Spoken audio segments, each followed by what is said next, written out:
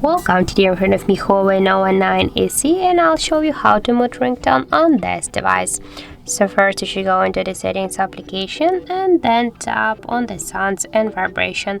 Here you'll see the ringtone notifications volume panels. Just to mute the ringtones, you should switch this volume panel to the left side. Just slide this white dot to the left side, and by this way you can mute your ringtones.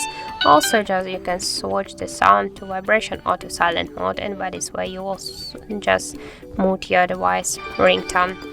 And also we got the second way how we can do that. Just first be sure that, one moment please, but first be sure that here you got selected not media but the ringtone. And now just by press your down volume button we can also mute our device ringtone. So that's it. Thank you for watching, and if you find this video helpful, don't forget to leave a like, comment and to subscribe our channel.